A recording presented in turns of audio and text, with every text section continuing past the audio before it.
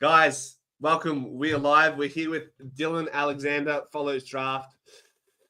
He's got a coffee at 6 p.m., which is wild. So maybe we can find out a bit more about the wild side of Dylan as we get through this stream. We'll talk all things to do with Collingwood when it comes to the draft. But I'm sure many of you who are tuning in tonight have been following Dylan's content on his channel. It would have been great if Collingwood had a pick in the first round so we could stalk him a little bit more and see what he had his thoughts about, I guess, potential acquisitions for Collingwood, but not to be. So, like I said, we know a bit about Dylan when it comes to his draft now and having boots on the floor when it comes to going to all these games. I don't know how you do it, plus watching the games online. But Dill, take us back, was it 6-7 months ago when you got into this? What was my first question I want to start with is, what got you to recording that first video and posting that first video? Yeah, like I find it really hard to trace this back and give like a definitive answer on that. I sort of like I was at university, like I was doing my like media degree, so I was sort of like in that space a little bit anyway. Last year, I started to make a few videos related to like AFL fantasy kind of stuff, just to give me a little bit of practice, like working the camera and all of that. Oh, we've lost Dylan. We've lost Dylan Alexander. Give us one moment, guys. Bear with us. Dylan, come back. Let's see. Let me see on Instagram. Let's go. Hey, Dylan. Hey, mate. Think we lost ya. Rejoin when you can. Anyway, while we have beautiful frozen Dylan on the stream, we're going to get into some draft talks and talk about some of the picks we have. Obviously, they're later picks, but there is potential for those picks to definitely pick up moving throughout the night of the draft. If we see a player goes before where we potentially want a player, then maybe we'll find them through matching that, or doing a quick pick swap, trading up or bundling some of our picks and using that to get a better player earlier in the draft. So that's part of it. Yeah, that is part of it. We'll just hope we can get Dylan back. Let me see if he's responded. Okay, guys, we are getting Dylan back. He's just having some technical difficulties. But yeah, did we see the video on Mr. Jordan De Goey? He's on his way to Doha. It was organized, so don't stress. Just finding, I guess, working his way through that nagging chronic groin issue. So it's good that we're being proactive and preventative in the sense that De Goey's going to come back on the 25th of November when he is expected to return to training and have all the information that he possibly needs to ensure that everything goes well. We've got Dylan back. Dylan, give us a thumbs up if you reckon you're good to go. Good man. What's a stream without technical difficulties, though, right?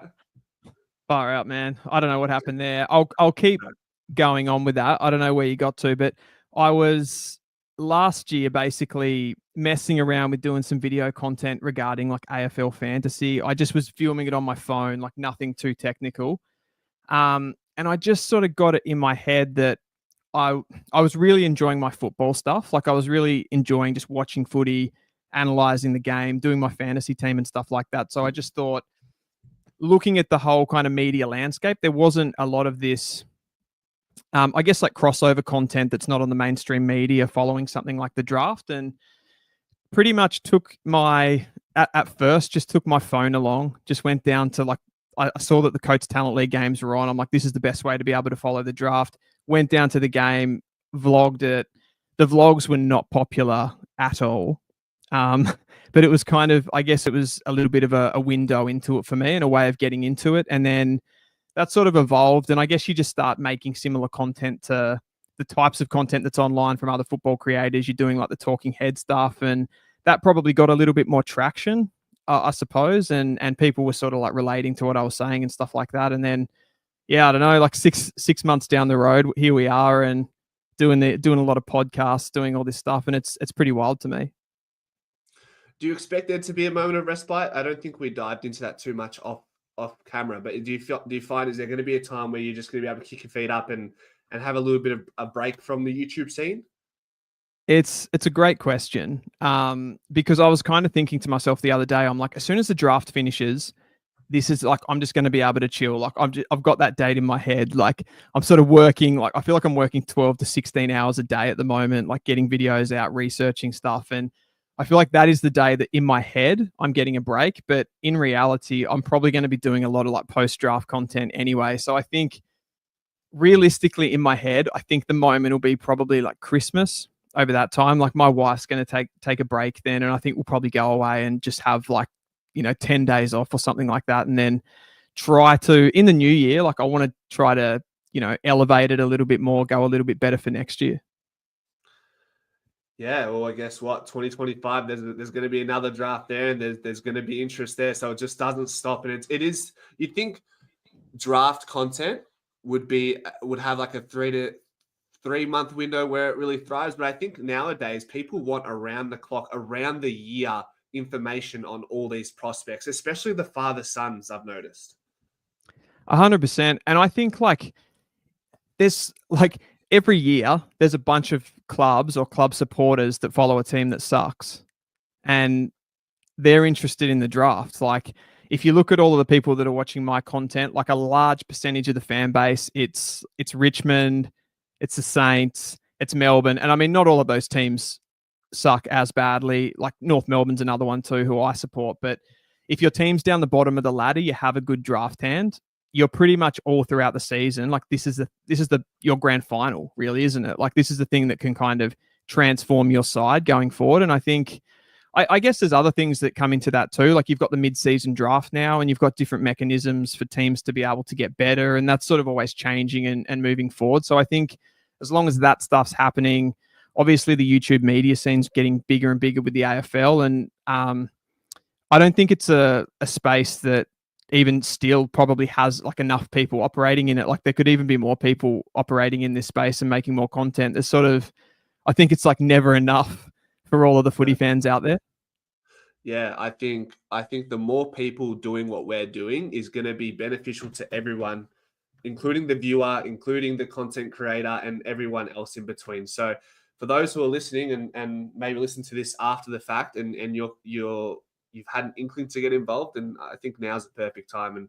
And Dylan's a perfect example. He in other niches and domains, it takes a long time to really explode, but we're in a quite a specific niche where if you have an idea of what you're talking about and have a really passionate message to pass on, then there's potential to grow. And this, we're almost talking, I know we're sort of digressing from what we're going to be talking about, but I do want to hit on this is almost a career avenue to a certain extent, and can be that in the long term. We're not talking 1 to 2 years, but in 5 to 10 years, what does this look like if this is what it is now?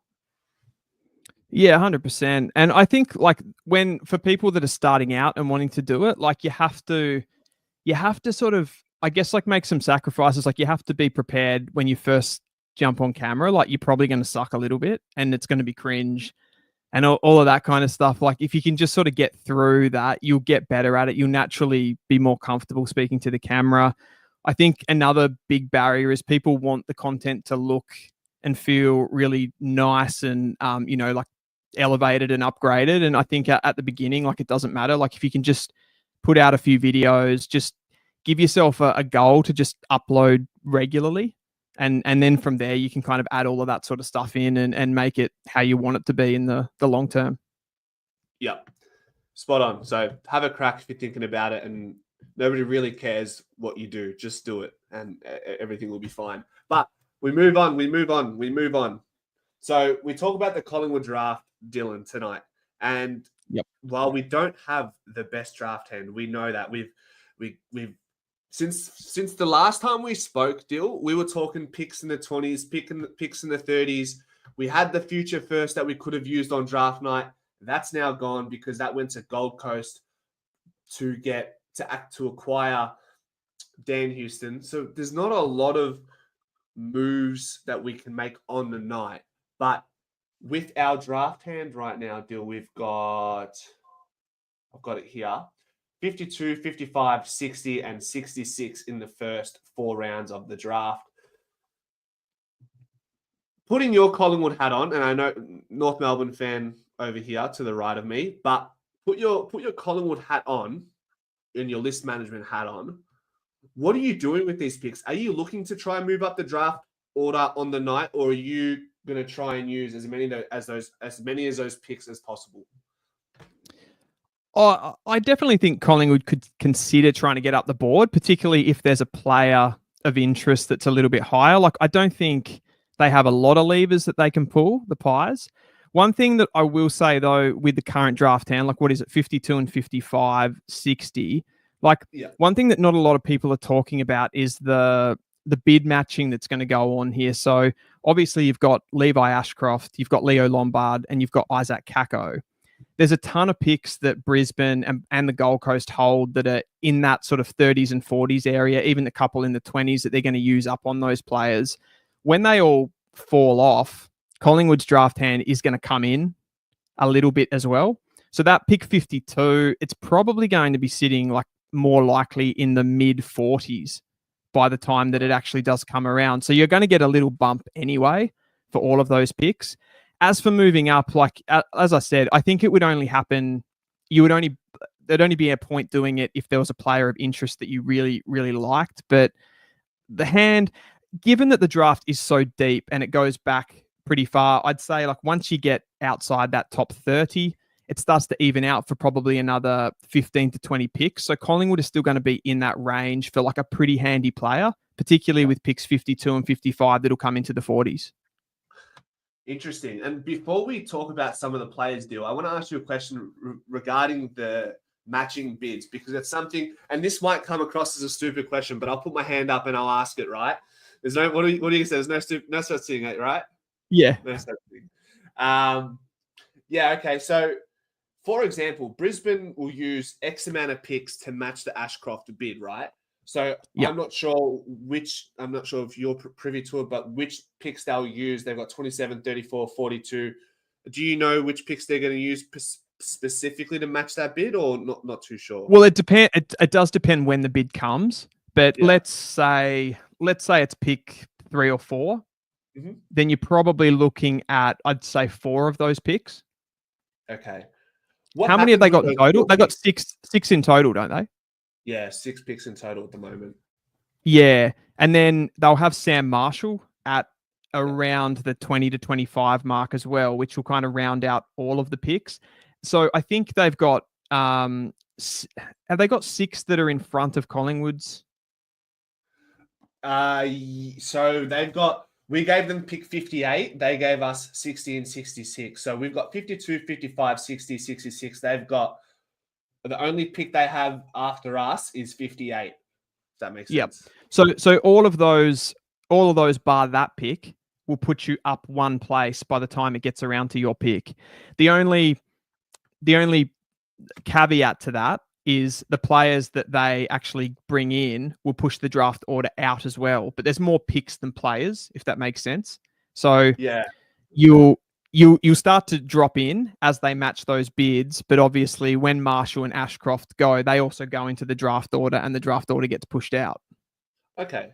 So let me ask this then. Say, just for convenience sake, say, for example, Brisbane used 27 and 34 to match a bid. We won't disclose the player that's 27, 34.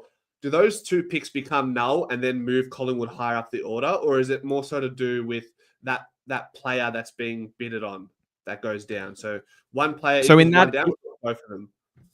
In that exact example, you would move up 1 spot, right? Because 2 picks, one of the picks will just equal the same player. Like, the player will push the pick out and you use 1, and then the second pick you'll come in. So say that there's three players and like 6 picks, you'll come in 3 spots essentially. Yeah. Okay. Yeah. Makes sense. So, okay, cool. Yeah, makes sense. It makes sense, and the draft is not easy to understand. Sometimes you need a whiteboard for this stuff, man. Like, but you probably better. It's probably best learning it on the run, like what we'll see on the night. But you make great sense. So if it's 2 picks, it's 1 player. It's almost 2 minus 1. If you've got 6 picks and 3 players come in, it's 3 minus 6 minus 3 essentially. That's the nuts and bolts of it, right? Yeah, yeah. And for ease of use here, by the time Kako, Lombard, Ashcroft, and Marshall get bid on, you're looking at 10 picks being used up, 4 players. So Collingwood will come up 6 spots. 10 minus 4 equals 6. There we go. Yeah, that makes perfect sense. Beautiful. We got there. Okay. We got there. Okay. That's something I've learned about the draft. And I'm sure there's a few more things I'll learn on the night when it comes to the live pick swaps in the moment. What is like, there's 1 minute pockets where you can match bids, swap picks, all that sort of stuff, I would assume. Yeah, there's a 5 minutes, like every club, each pick, 5 minutes. And like clubs can even pull little Swifties. Like if you bid on a player, clubs have in the past like bid on players potentially even just to buy themselves a little bit of time.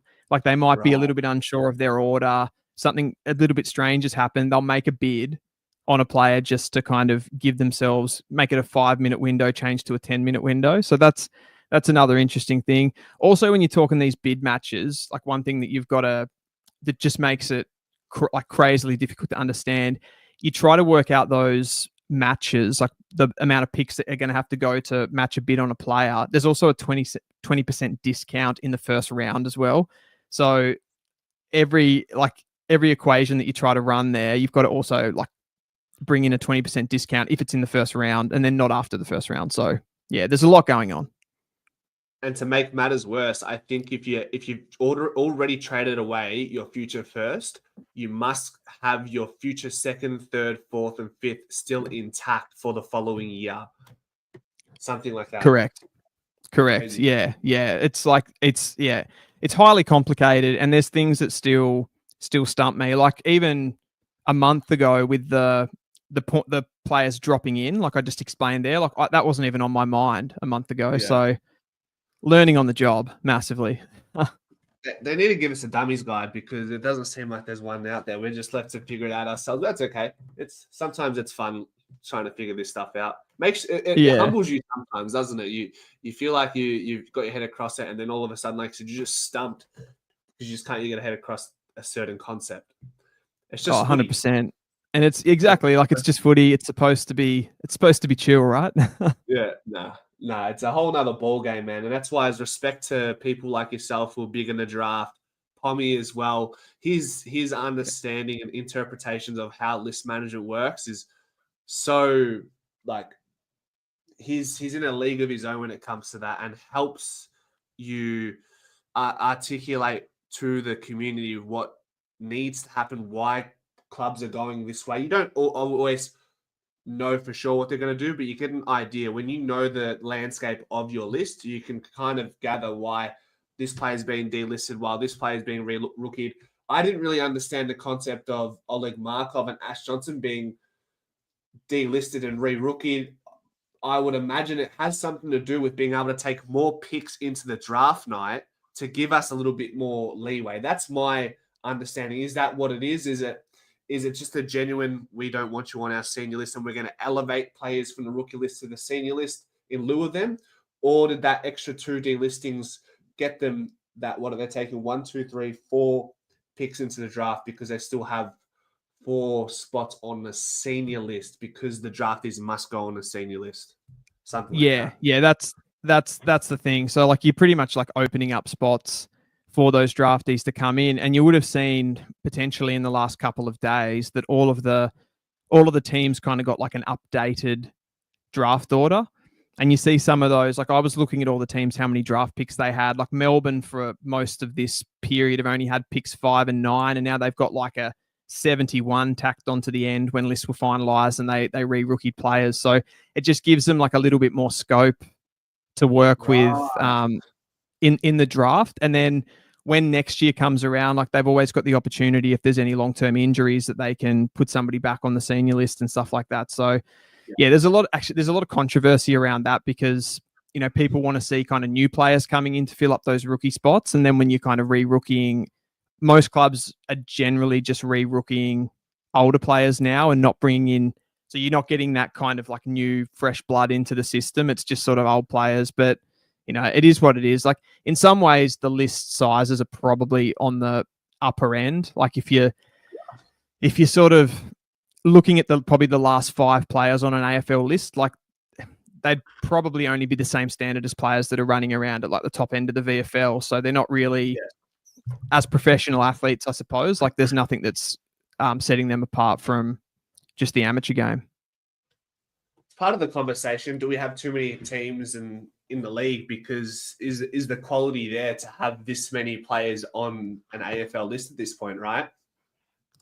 Yeah, and that's an interesting question, and it's part of how you do your list management too, right? Because we've got such a weird system to run a league, like a game that has 18 fielded players at any one time in a country of only, 25 million or whatever. So we've got, and not even the entire country doesn't even play the game. So it's a pretty small talent pool. When you put it up against other sports like NFL, where the US have like a population of 360 million and it's the most popular game, like international soccer, you've got so many more pools and you can go into different nations, into different leagues and take players. And it means that really AFL teams, like any club, really only has probably 5 to 6 like really A+ level talents, and then your top 10's probably really good, and then everybody else is probably in this like big pack. If you consider the top of the state leagues and the last players on AFL lists, you've kind of just got to make what you can of those players, make them become role players and stuff like that. So it is interesting. Like I guess it's integral to the fabric of the game, how the list sizes are. But yeah, it's an interesting conversation. Yeah, the culture really sticks, doesn't it? They don't want to rewrite the script, and yeah, it's an interesting one when you've got such a small pool relative to your list size and the population of where we reside, being Australia. So it's another conversation that we can say, but definitely deserves some airspace to talk about, because it's clearly an interesting one for mine. Yeah, it does, and it does, like, it adds a bit of a dimension, I guess, to recruiting and list management, because you have to, if you're looking at other sports as a model, like you have to do things a little bit differently, because you're going to be having like a large quantity of players on your list that probably aren't, that real top tier that you're looking at. So you have to get pretty crafty with that, and I guess a way of doing that is with the draft. Oh, Dylan, you sound like Bender from Futurama. You lost me? I haven't lost you, but the audios are making you sound like Bender. You know Bender from Futurama? 1 second. Yeah, right. I don't know where that reference came from. Bender from Futurama. Why would I say that? Interesting. Could have said RoboCop, maybe. Yeah. Lack of players numbers, lack of grassroots investment. That's Dill. Andrew brings up a great point regarding the lack of grassroots investment. I think that's potentially a big problem that's been swept under the rug. Coming from a soccer background, I was very surprised to see how dominant the soccer grassroots system and commitment and number of players that were going through the system versus what you get at grassroots level for footy. It was quite, even I don't know what the training's like these days for junior footy. I'm sure it's improving with more exposure to resources, but the training was quite rudimental. Like you had your father's brother running your sessions. Like it just wasn't very professional. Yeah, and again, if you look at the structure of how those two sports work, like you're from a soccer background, right? You have maximum incentive in a soccer academy to grow, develop players. In the AFL, there is zero incentive to put anything into early age development of the sport, because you only get the rewards at the draft, right? Yeah. So for a club, and that's why I think the academy conversation is really important with I know people are very much against the compromise drafts with the Northern Academies and the NGAs and stuff like that. But if we do want to, I guess, like improve the top level athletes coming into the game, you have to somehow reward the clubs for developing those players. Because at the moment, there's just no, why would like St Kilda or any team like pump money into their NGA when only until this year, like you couldn't even match bids on those players inside the top 20 anyway. So even if you developed like a really good player from a young age, you couldn't keep them. They weren't yours. Yeah. So your point is, what's the incentive from the club's perspective? If they're going to invest in a player from age 5, they want to know that they're going to have some sort of rights or some sort of pre-draft access to them, right? Exactly. And clubs have pretty limited budgets as it is, like relatively speaking, like compared to other international sports. So they're not going to just start pumping money into, those kind of programs and putting a lot into it if they're not really getting anything back from it. Like, who's a good example? I'm trying to think of a player that was like an NGA. Well, Mac Andrew's a good example. Like, why do Melbourne put money into Mac Andrew as an NGA if he just goes to Gold Coast? And this was in the gap, the window where you couldn't bid inside the 40s or something, was it? Yeah, they did. At first, they did top 20, and then they changed it to top 40, and now they've removed it completely. So Isaac Kako this year, Essendon can match. But that being said, like those NGA academies, they're not like full blown academies either. They're just players that are coming from different backgrounds, which I still think is important because you've got to grow the game into those areas, like particularly some of those areas like the western suburbs where you get like families from different backgrounds and stuff like that. And that goes for the northern academies too.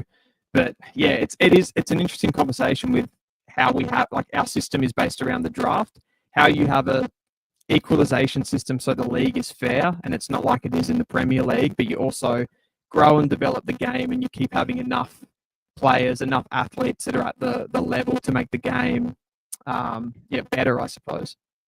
Yeah. All right, let's shift over to the Collingwood draft talk. Plenty to turn over when it comes to all that sort of stuff. It's like I said, I've said it a few times already, but it's a conversation that deserves like an hour on its own. And maybe we need a round table with all the content creators to talk about this sort of stuff and see where we all stand. Because I think at the same time, it probably comes down to what your principles are as a person. Like you said, there's a compromise. So some people are a bit, it irks them. Some people are like pro that. So it'd be an interesting conversation. But Dill, I'm gonna quickly say g'day to some of the comments. Do you want to try? Sorry to be a pain. Do you want to try fix that mic again? It's better than what it was, but it was still a bit. It's done it again. Oh no. That's all right. I'll have another crack. You do that. Yeah, you're good. Melissa, how you going? Good evening, guys. Nice to have Dylan on and to see who we may draft. Yeah, Melissa, you're all over the content. You've been all over it this off season. I appreciate your support. But yeah, Dylan's going to give us some good insight as to what we can potentially snatch up in the draft. Stefanos, how are you? Who can we expect to get when our picks upgraded?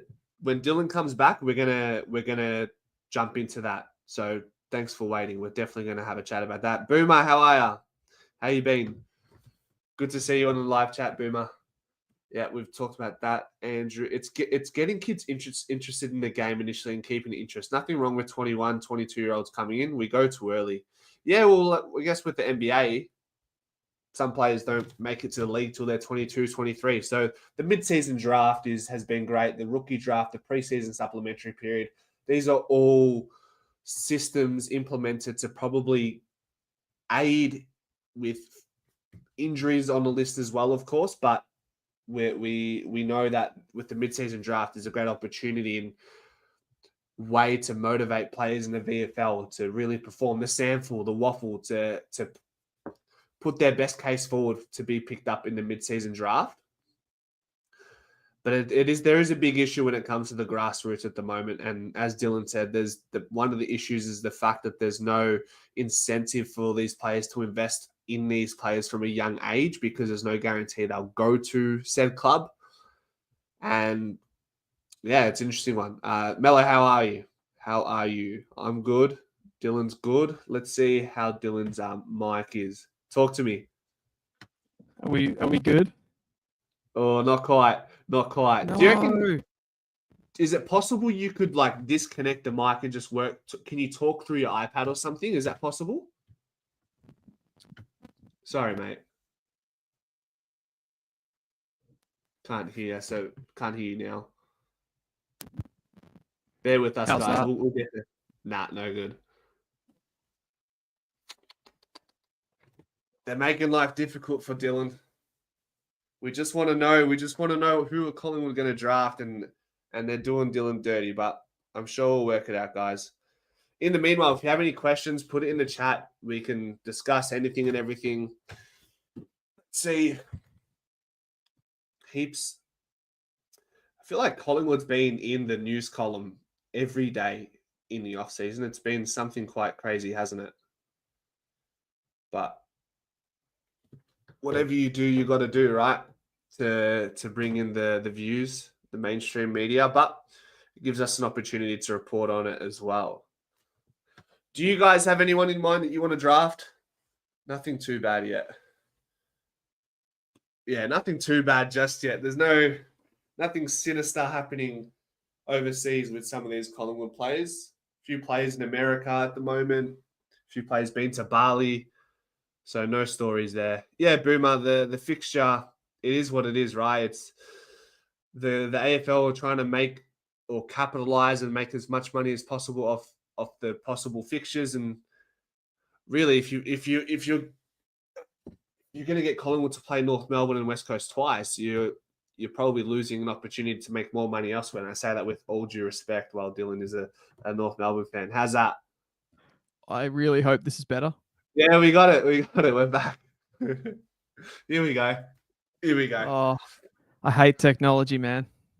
It's so stressful. And sometimes you feel like you've got all your studio sound and then you come up with a new problem every couple of days and you have to navigate around that. You're recording, you're anxious because you're not sure if it's recording properly, the mic quality. It's a whole different world, man. Yeah, I know. And this particular problem, like it's happened before, and I can't actually put my finger on what the breakdown is. Like I've updated the driver, I've updated Google, like used different pages, and it just keeps coming back. Weird. Don't. Hopefully we get around to that. But let's talk.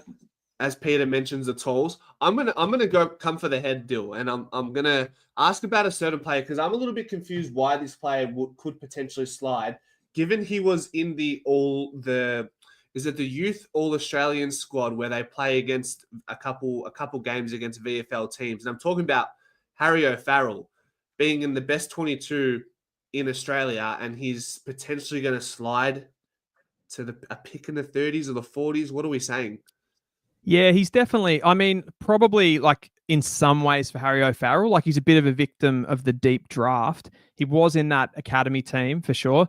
I guess given that he's a key position defender, it's a little bit perhaps easier to get into, particularly in this draft that's very midfield dominant. So it's a little bit easier to maybe get in, but he is definitely a high pedigree player, someone that has a lot of athleticism. He stands around 196 and he runs really well. He moves really well. His defensive one-on-one stuff is really good. And he has, particularly at school footy level, like at APS level, he has played forward and kicked quite a lot of goals throughout the season. So if he's someone that kind of slid through, I think Collingwood would be mad not to pick him up given his talent level. It just comes, I think for Collingwood with that type of player, it's going to come down to how much they want to like bed them in for the 2025 season, I suppose. Like how much do they want them to hit the ground running and actually help the team straight away, or how much do they want to just develop them? Yeah, it's a good question because I feel like if there was ever a time to bring in a key-sized youthful forward or key-sized defender to Collingwood, it's probably now. Not because there's an opportunity in the immediate future, but because there's an opportunity to be under the tutelage of some really experienced key tall veterans. I mean, if you got Brody Myercheck to look up to, you've got Tim Membry to look up to, Dan McStay to look up to, all on the forward line.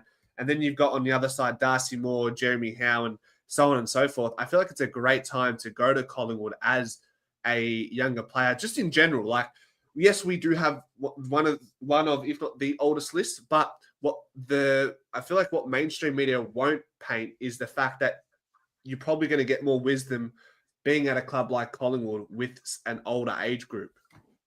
I can vouch 100% for what you're saying, because I mean, that's been the problem with my club for so many years. Like, we've drafted all these high-end talents, but if you don't have the right development, and again, we talk about the football departments of these clubs, like they don't have endless resources to work with players. You look at a team like Hawthorn, and like, I don't know if you've listened to many press conferences that Sam Mitchell's done, and he's talked about how Hawthorn have kind of gone into the drafts with this strategy to recruit players that have a lot of like self-motivation to actually develop themselves, and so that the club doesn't have to put that, extra resource into it, that extra money into it. So for Collingwood, in the situation that they are having those experienced players, and Geelong are another good example of that too, with the older players, they've always been able to bring in, it makes their recruiting in some ways look better because they have those players, and the players come on faster because of it.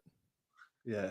It's either that or, like you said, if Sam Mitchell was hinting he wants the players he's bringing in to be self-motivated, he's probably implying that he'd like these players to have a desire to bring on a trainer that they pay for outside of what they're committed to at their AFL club. Is that right?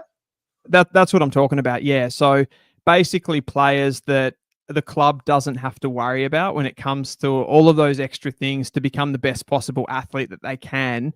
If they think that they can do that and spend their own money on it, then the club's not going to have to do that, and they're pretty much working in some ways like outside the cap. Yeah, so true. I mean, you see that the NBA, they'll all have their own personal trainers in the off season. At EPL or a professional soccer league level, they've all got their individual trainers, individual coaches for certain positions. So it's probably something that clubs will look to capitalize on more and put an emphasis and push these not push these draftees, but scout the right draftees who are going to be proactive and want to initiate that initial contact with these trainers outside of their clubs. 100%. Like, and you, like, as a player, you'd be crazy not to invest in that. Like, it's going to cost you such a little amount of money in the short term. I even think with players, like, they should be doing that more with media kind of stuff to enhance their profile a little bit more. It's going to help them down the track, like to have a social media team. Like, yeah, they don't make crazy money in the AFL. Like, the biggest contracts aren't going to get you what they are in the NFL or the Premier League, but still, like, if you invest that little bit of money at the beginning, enhance your profile, like, you're going to get the contracts, right? And that goes to the playing side of it as well. Yeah, it could be a sensitive subject, but it's scary how some players, AFL players who have been in the system for 10 to 15 years, can go from being under the spotlight all their life and then post their AFL career. I say this with quote unquote, become nobodies and lose themselves, and that's a big issue that exists in the world of men leaving their sport. But it's just crazy to see that these players aren't maybe not taking more opportunity to do what you just mentioned, to pursue a career beyond AFL, because it does turn very quickly after that, doesn't it?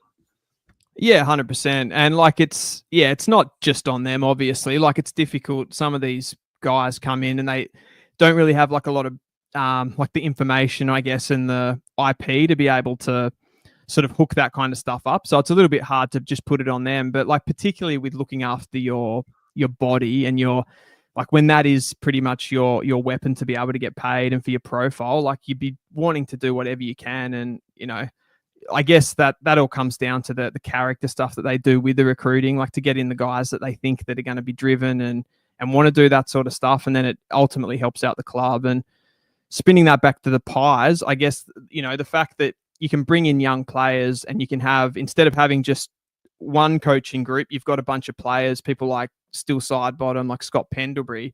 You essentially have further coaches that other clubs don't have as well. Yep, for sure. And bringing us back to even more to Harry O'Farrell, was he injured at some point that sort of scared Scouts away as well? Yeah, he was. I'm I've got to think back on the period. I think he came back later on in the season. He might not. Yeah, it was late. It was late in the season. So I don't know. I feel like if you miss that Coates Talent League final series, and the national championships and those kind of big moments, you're going to slide pretty much. Like we've seen that with Taj Houghton. He was playing unbelievable football before he did his knee. And like, if you don't get to be in those big moments, you're pretty much like, clubs don't have the data on you, and you're not going to, you're going to come up as too much of a risk. So I think that is why he has slid. I do think like there is, if you start to look at the tolls that come into this draft around the high teens, go through to like the top 30, like there's a lot. And when you put those other guys that have played like more consistent footy throughout the whole year and they haven't been injured, like it's kind of no surprise that he slid. Like the other one that's a little bit like that is Noah Mraz, because he was injured as well. And he was talked about as like a top 10, even like really early, like top 10 and then sort of top 20 prospect. And he's kind of dropped out towards like that 35 mark too. So, and then players like Jerine from WA, like the Whitlock brothers, they've kind of continued their trajectory. You've had players like Jonty Fall come in that are also key forwards. So yeah, it's just, I don't know, it's a deep draft. So those kind of players that don't have the runs on the board are likely to fall. And I guess for a team like Collingwood, who have got a couple of second round picks, like a third round pick, then it's swoop on it. Who else have you got for us in mind? So I've got different positions. Like I still think like there's a world that the Pies don't go for a key position player. Like if the draft falls a certain way and a couple of players, pop their heads up available, someone slides through, which they're probably like someone's going to slide in this draft, like for sure. So I think if you're looking at midfielders, which I don't think the Pies will be looking at midfielders, like you've brought in, kind of going back to Collingwood's like overall game strategy. Like I think one of the things that in 2024 they really struggled with when they brought Dacos into that midfield, it was a little bit too offensively based. Like you had DeGoey there and you had Dacos, and you didn't really have that solid defensive anchor that was, doing all of that defensive stuff to support two really offensive mids like that. And I think you've kind of fixed that now with bringing Perryman into the team. Like I think he's just going to slot in, be that midfielder that, wins a bit of his own footy, but also is just really defensively stable at the clearances. So I don't think there's a massive need for a midfielder, but I think if one of these two players, like a Nathaniel Salzberger, he's sort of a big-bodied mid, and another one is Xavier Ivicic from the Geelong Falcons, who's a bit more of a creative mid and can probably play a little bit as a small forward as well. So if we're talking mids, do you have any questions on those guys? I would just ask the question of, size, which you've mentioned, the ladder from Geelong Falcons. Ivicic played mid and can play small forward, which is something Collingwood do like in our midfielders, even with Lockie Sullivan and Philae McRae, our younger blokes. They've had to find a way into the forward line to actually have a chance to play consistently at AFL level at times. So that's important to note. I sort of feel like some of the mids that Collingwood have drafted in recent years probably just like ultimately lack a little bit of quality. Like you mentioned there, McRae. Probably the one that's looking like he could come on is Allen, right? I don't know if you want to have a conversation about Allen. Like, how do you rate him? It's important not to jump the gun, right? Like he played against Melbourne, and Melbourne were effectively into silly season themselves already. Like they were checked out. He showed really good signs in the VFL. The reason why he was given that opportunity late was because he moved from the wing to the midfield in the last 4 weeks in the VFL and showed really good signs as that big-bodied inside midfielder.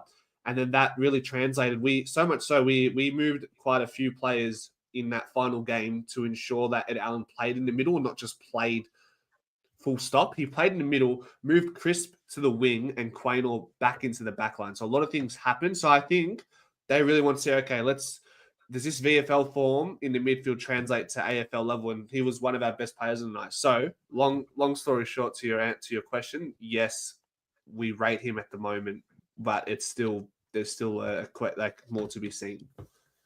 because I was before Perryman came in, I was sort of thinking that Allen could have been that player that went in and sort of sat in that like defensive anchor midfield spot, you know, play that kind of role that players like Rowbottom and Willem Drew play. But yeah, obviously you've brought Perryman in, so I think I believe that he's going to play that mid role.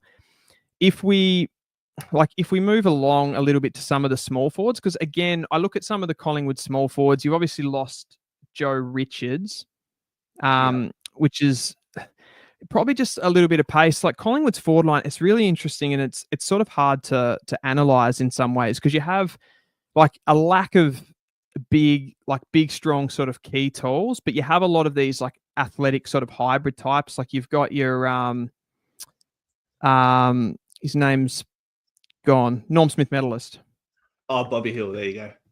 Yeah, Bobby Hill, Jamie Elliott, like those kind of like small hybridy forwards. And then you probably don't, like, if you compare the Collingwood forward line to say some of the better teams in the comp, you don't have those kind of high half forwards, I suppose. Like you've tried players through there like Sullivan, he's come in and sort of played that role. Probably Lipinski has kind of been deployed. But but he's sort of that kind of been like redeployed as a mid. So looking at this draft, like I think particularly around Collingwood's first pick there, which will come into 46, there's two players that I really like for that high half forward role. One of them is Josh Dolan from the Sandringham Dragons, and the other one is Reece Unwin. So they're both players that consistently throughout the year have actually played in that position. So they've got the nous to be able to like run those patterns. They can come up to stoppage and have an impact around the stoppages, win a little bit of clearance, and then they push forward, and they're quite clinical, quite skillful when they get the ball in their hands. So whether they're, get the opportunity to have a shot on goal, or whether they're just sort of facilitating and creating inside that forward 50, I think that there's two players that could actually come in, hit the ground running, and actually maybe elevate the Collingwood forward line a little bit. Yeah. And it comes back to that conversation of Collingwood do have a habit of taking best available rather than, we need a key position player. So these players who aren't really, a lot of our eyes have been gazing towards, we talk about Harry O'Farrell, Charlie Nichols, who's been in the SANFL, played for SA in the championships as well. We can talk about him as well if you like. I'm not sure. Do you have him? Where do you have him in your phantom draft or draft rankings? Charlie Nichols. Yeah. Charlie Nichols, 46, I believe. Okay. I believe he's at 40, which is actually where your pick is going to come into. Right. He's somewhere in the 40s. It might not be that exact number, but yeah, like he's really good. Again, it sort of comes down to what Collingwood are going to need. Like you've got McStay there. You've got Mychek there. So you've got sort of those players that are a little bit more, I guess McStay is sort of like an aerial key. You've got Mychek Mychek's only 192 centimeters. So he's almost like one of those kind of aerial hybrid sort of third tall sort of types. Yeah. I just feel like Collingwood over a long period, they've almost gone in with that strategy of like, we're going to take, like when we get the opportunity to recruit highly talented players, like we're not going to, for lack of a better word, waste the picks on key position talent, and we're going to like put everything into like midfield quality, into maybe those sort of like smaller type forwards, players like Bobby Hill and those sort of ones to get the job done. And I think like it's hard to argue that it has worked for them, like obviously bringing the flag in 2024. It's not like you had in 2023, sorry, you had the same kind of forward line. So if you can play that way, kick the ball in. If you had to go in this season with like a fit McStay, a Mychek, and then somebody like a Will Hoskin Elliott sort of playing as that pseudo tall, like do you think that's enough? I think for now it's definitely going to be enough. If we're talking, I would expect if we brought Membry over at his age, I'd like to think he's going to be in that forward line with the other two. I've danced around the idea of Mychek in the back line to give us a bit more assistance with Darcy Moore. Does that come to fruition? I don't know. But yeah, if that doesn't happen, and then I do think for now, in the immediate term, I just don't know. I don't think these key tools are going to get much of a run. And it might be 2 to 3 years before they even get a shot at AFL, which is maybe why Collingwood potentially go the route of best available once again. I don't know. Yeah, and I guess like the Membry, I forgot about Membry actually when I was just talking then, but the Membry inclusion, I guess it probably does give you like a little bit of a hint that they might be fading a key forward in the draft. Like they brought him in, obviously with the list makeup as it is, like Collingwood are like they're in their minds, they're contending for sure. Yeah. So they're probably going to do something like, as you said, you're not going to bring in a 200 centimeter key forward and he's going to kick 50 goals. Like that's not happening anyway. So they might be just looking for that, like the absolute immediate. And I think they're more likely to get someone that can actually hit the ground running, like in the small forward or the midfield zone, like someone that they can, deploy as a high half forward. Speaking of the key position players that like would be on Collingwood's radar if they go that way, I feel like the one for me that I could see Collingwood, based on the types of key forwards that they have drafted like recently, like Gabriel Stumpf is probably the one that I see as that really high upside player. Like he's got, I don't know if you caught, if you've covered this like in your content, like how he did at the draft combine, but like he ran a 2.85 20-meter sprint, which is how tall is he again? He's 197. He's a giant. Yeah, wow. Yeah, and I think he was top 10 in the one of the vertical jumping tests as well. Like good agility. So he's the sort of player. And I went back over like after that combine. I remember going back over his Coates Talent League stats and stuff like that. And he kicked regular goals. Like he was kicking multiple goals on a week-to-week basis, and just like filling the stat sheet. He gets up the ground. There's a lot to like about him. When you compare him against the other key forwards, he probably hasn't like taken the game absolutely by storm. Like he's been kind of second fiddle to someone like a Tom Sims in that lineup for the Northern Knights. At Metro level, he was the same. Like he was kind of behind Harry Armstrong, behind Thomas Sims. But I think he's the sort of one that's like a really high upside player that, and the type that Collingwood have gone for with his sort of extra athleticism, because Collingwood have really favoured these running type tools as opposed to those more like deeper ones. Yeah, what I found interesting when I was comparing Thomas Sims and Stumpf, and I know they play different roles in their team, playing in the same team for the Northern Knights, was Sims had kicked 23 goals for the year, similar games to Stumpy, but the difference between Stumpy and Sims is Stumpf was a consistent, you kick your goal or two, a couple of threes here and there. So consistency for me gets a big tick when it comes to that comparison. It's difficult, Sims is probably getting the most competent defender each game, but still to be consistent as a key forward in any league and with any restrictions or when it comes to the zones I think is something worth 27 goals in 17 games compared to Thomas Sims, who had 23 in 15. Yeah, there you go. And Thomas Sims kicked 7 in a game. Yeah, so he kicked 7 against the Chargers and 6 against someone else, another lesser team. Western Jets, maybe? Yeah. So Thomas, and that was the thing that stood out to me a little bit with Thomas Sims. He did pretty well, to be fair on him. Like he did pretty well at the national championships. And he was probably he was that more consistent type player there, playing as that sort of second tall. But yeah, he does like it. Like if there's an easy kill there, like he'll definitely take it with and he's 200 centimeters, has a lot of athleticism as well. So like he's one that can really capitalize. To me, looking at those two players, like I would almost say that Stumpf looks like a more natural footballer to me than what a Thomas Sims. Like Thomas Sims looks more of like that athletic convert, and he's a little bit more clunky on the field. Like he tested in the top 7 for the agility, but he doesn't look like that on the football field. Yeah. Sims pinched hit in the ruck a bit more than Stumpy as well, didn't he? 100%. Yep. Okay. What's interesting, I heard your conversation, maybe it was with Kraft and the draft, perhaps. I can't quite remember, but I remember you asked a really good question. It was Stumpy hasn't been the main man for Vic Metro, No. hasn't been the main man for Northern Knights. But then I asked myself, I said, okay, well, what would be an opposing question to that sort of philosophy, that philosophical idea?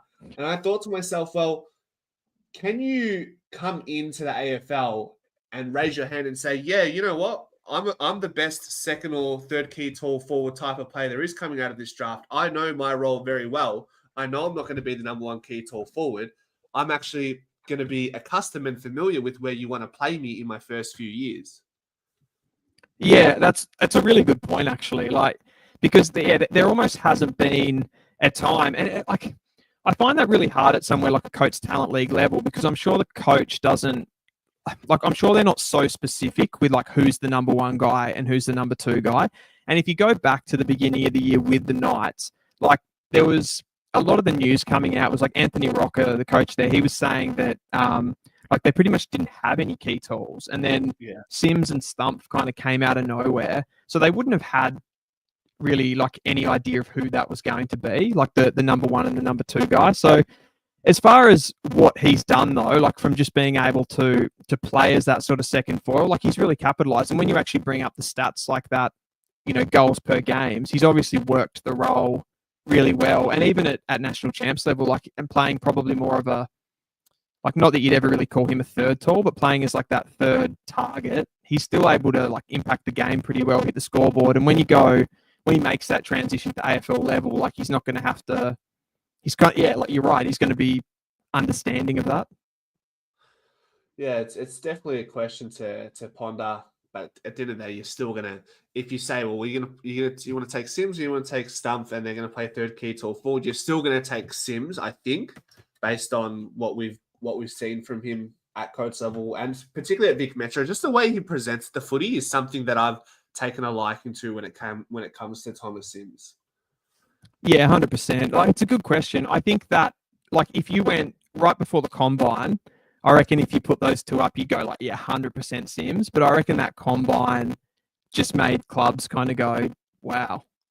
And like following Stumpy on Instagram and stuff, like he put in a lot of work for that combine. And again, going back to the conversation we're having about like athletes kind of trying to develop themselves, like he's done a lot, and probably one of the big improvers throughout the year. And like, yeah, dominated a combine as a key forward. That's pretty rare. Yeah. I think that once I heard the results from his draft combine, I think that's what made myself post a video about him, just watching one of his games and talking about his draft results. So that was good. If he wants to don the black and white, I'd be more than happy to. There was another player I did a video on, Dylan, and I don't know if you have him. I'm not too sure if you have him in your draft rankings, but Zach Johnson, and I think is he from Northern Knights or Calder Cannons? I could be wrong on both of them. No, Knights. Yeah, you're right. He's on the Knights. I actually remember one of the videos we did earlier in the season. I actually said that when we were talking about like the Dacos replacement at halfback, like to fill that role, a bit of ball control, I remember I actually brought him up on one of those videos. Really? Wow. And it's funny because I brought him up at, I think we were talking pick 26 at the time. Yeah. And he's like, that was pre-national championships. Since the champs, like he didn't have a good champs. Like he was injured in the early part of it, and then he came into halfback, just kind of didn't sort of step up and like own the role, but it was like pretty difficult on him coming back from injury. And he's a halfback / midfielder. So for the Knights, he's kind of like absolutely the guy. Like everyone just gives him the ball. He runs through the midfield. The metronome. He is the metronome. Like, yeah, exactly. And then you come into the Metro team and there's like, it's a stacked midfield. Like there's no way he's getting in there. I think if you went back to like middle of the season and you said, oh, we might be able to get Zach Johnson with, say, you know, pick 55 or pick 60, like that would have felt like an absolute steal. And now, like you fast forward to now, and like I didn't even get him into my top 60 in the end. He's one of those guys that's just really high footy IQ, but he doesn't really have any, like, he doesn't have any sort of athleticism to fall back on. You know what I mean? So, Right. like, no sort of game-breaking ability, but and that's, you worry about those players. You're like, is he just going to be a good VFL player, or can he actually make that step up to the top level? Do you think he'll get drafted? I reckon it's like 50-50. Yeah. Okay. It's really touch and go. And there's a few of those types at the back end, like the good footballers that clubs kind of have to make that call on, like whether they think their athleticism is going to carry them enough. Yeah. Let's earmark that one. And maybe we'll finish off with someone who we like to bring up all the time in our conversations, just to check in and see how your view, or what your views are on how Thomas McGuan closed out his Coates Talents League season. And I also want you to, I'm not sure if you saw the All-Australian Academy squad for next year, in what is probably another draft stacked full of quality midfielders. He's not in that list. Did he not make the academy side? No. Gee, that's actually, that's gone over my head. I actually missed that. That's interesting. I like Western Jets. Like, they're not a side that I watched like astonishingly high amount of games of. Like, they were pretty low. Like, as far as the players getting drafted out of the Jets, like there weren't many from there. But the people that I spoke to, like around that, they were so high on him. Like, all of the the people that he'd been involved with. I heard from a few people, like, he's like the smartest footballer they'd seen. He was like, definitely going to go. What I've seen, yeah.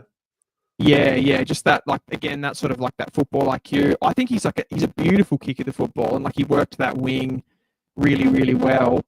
I did think I was like a little bit underwhelmed, I suppose you would say. Did you catch the Futures game on grand final day?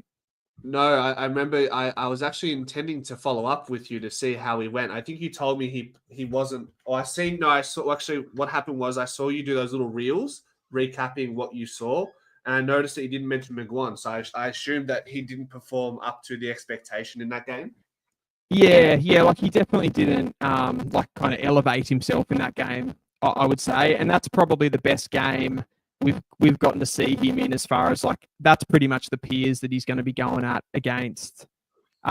So yeah, if we rewind to kind of middle of the season, and I was, probably talking about him as a sort of guaranteed top 10 at that point, perhaps we'll need to, like, ultimately with a player like McGuan, who's a bottom ager, like, we're going to have to see that start of the season, kind of see where he sits. Being a player for the Western Jets, it's a double-edged sword, because on one hand, you get to see more of him as a bottom ager because he can come into the team, and like if you're at the Sandringham Dragons, they're not going to be running as many bottom agers and stuff like that because they've got more quality there. So he gets the exposure and you get to see him a little bit more, and that probably elevates him in your rankings. But as far as like from a skills point of view, like he's got all the tools. Maybe again, like we talk about those players that like lack a little bit of athleticism, and that might be a problem for him. But I think ultimately with McGuan, like we're probably going to have to touch back in early Coates Talent League season and just see how he goes. And then like that national champs, you look at, like, to say that he missed the academy side, like you look at a player from this season that's really high up in the draft rankings that didn't make the academy squad, Murphy Reid. Yeah. He's going to be top 5 or close to top 5. Yeah, exactly. So like a lot of things can change, and like McGuan clearly has the talent level there to be able to like get up into that top group. So I think, yeah, if you take Murphy Reid as a good example of that, like he could go in the top 10 on Wednesday night. Yeah, interesting.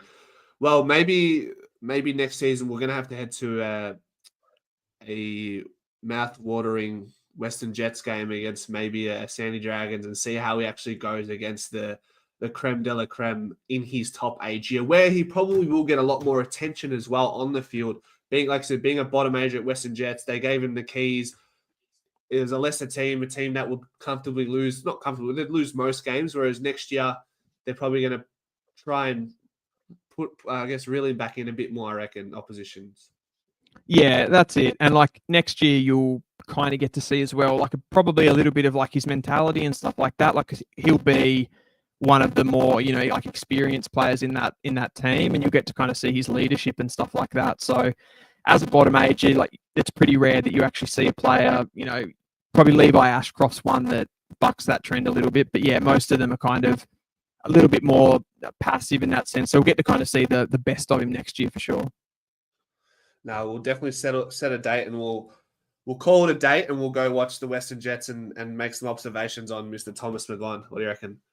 I'd love that, mate. Sounds great. Dill, it's been a pleasure. We love having you on here. I think this is your third time this season. Third time in the season, yeah, loved it, mate. Like, thanks so much for having you guys at Pies Footy. You were the first ones to notice me and get me on. So it's kind of back to where it all started. Full circle. Nah, it's all you at the end of the day. The work you do is amazing. I watch most of your content, even though doesn't pertain to Collingwood. And you know what? As harsh as this sounds, I hope that Collingwood's relevancy to Dylan Alexander Follows Draft's YouTube channel never really gets there's not too much conversation right now, because it probably means Collingwood aren't performing well in the AFL side of things, right? Exactly. Like, that pretty much means you're Richmond this season and barely won a game. So yeah, you don't want to be there. I'm happy to continue talking to you about picks in the 30s and 40s and the 50s for the foreseeable future. So we'll leave it at that. 100%, mate. No, thanks again. Sorry about the audio issues too. No stress, man. It is what it is. And like I said, thanks for your time. Thursday evening, we've all got better things to do. So I appreciate your time, and everyone here seems like they've enjoyed the content. So win-win. Awesome, mate. Thanks for having me. All right. See you guys. Take care.